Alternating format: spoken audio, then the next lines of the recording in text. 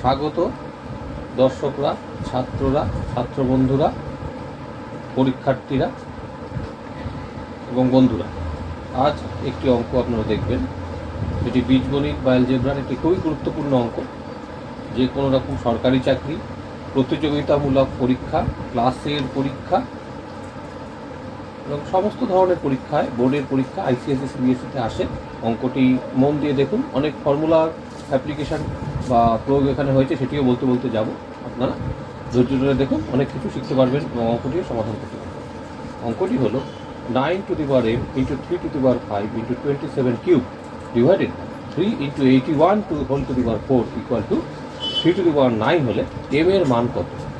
তা এখানে একটা জিনিস লক্ষ্য করা যাচ্ছে, তা হচ্ছে বাঁদিকে এবং ডান দিকে হচ্ছে 3 to the power 9, আর বাঁদিকে যে এক্সপ্রেশনটা বা রাশিটি আছে তা সেটি সবকটি 3-এর গুণিতক হিসাবে আছে। যেমন 9 to the power m, এখানে 9 3-এর গুণিতক, 27 কিউব, এখানে 27ও 3-এর গুণিতক, 81 to the power 4, এখানে 81ও 3-এর গুণিতক।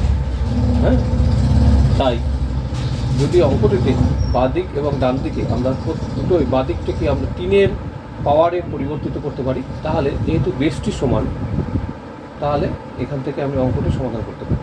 সেই হিসাবে বাঁদিকে দেখুন, 9কে কী করলাম, 3 square whole to the power m, 9 মানে 3 স্কোয়ার বাই 3 ইন্টু 3। তারপরে 27কে ভাঙলাম, 27টা কি 3 ইন্টু 3 ইন্টু 3 মানে 3 কিউব, মানে 27 কিউব হয়ে গেল 3 to the power 3 whole to the power 3। আর নিচে দেখুন 81 হচ্ছে 3 টু দি পাওয়ার 4, মানে 3 ইন্টু 3 ইন্টু 3 ইন্টু 3, তাহলে 81 হয়ে গেল 3 টু দি পাওয়ার 4। আর নিচে কী দেওয়া হলো এক্সপ্রেশনটি, 3 into 3 to the power 4 whole to the power 4। আবার উপরে মানে নিউমারেটর দেখা যাচ্ছে কি হচ্ছে, 3 to the power 2 whole to the power m, এখানে হচ্ছে এটি 3 টু দি পাওয়ার 2m, অর্থাৎ পাওয়ারে গুণ হয় আমরা জানি, তাই জন্য এই পাওয়ারে এবার 2 ইন্টু m গুণ হয়ে এটা হয়ে গেল 3 টু দি পাওয়ার 2m। ডান দিকের এক্সপ্রেশন 3 টু দি পাওয়ার 5 হয়ে গেল, তারপরে একটা 3 আবার পাওয়ারে গুণ হলো, মানে 3 কিউব হোল কিউব, মানে 3 টু দি পাওয়ার 9ই হলো। এখন একটা যে এক্সপ্রেশনের একটা অ্যালজেব্রা বা বীজগণিতের ফর্মুলা আছে, a to the power x into a to the power y হলে হয় a to the power x plus y।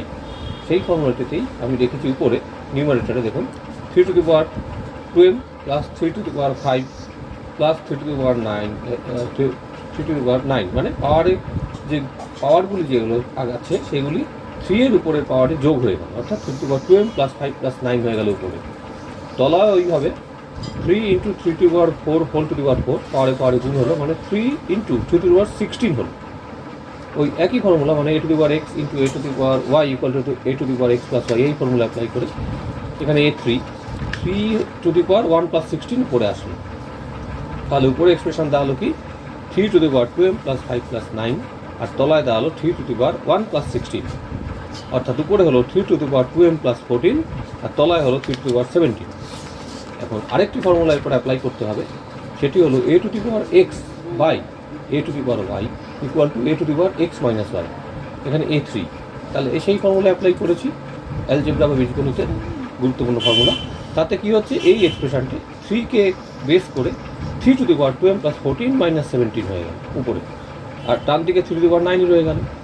এখন ইন্টারেস্টিং হলো, বাঁ দিকেও পুরো 3-এর পাওয়ারে আসলো, ডান দিকেও 3-এর পাওয়ারে, অর্থাৎ এখন যে ফর্মুলাটি অ্যাপ্লাই হবে সেটি হলো a to the power x equal to a to the power y হলে x ইকুয়াল টু y।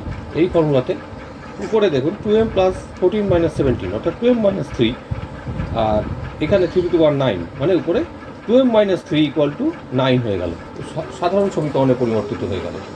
এর পরের ধাপে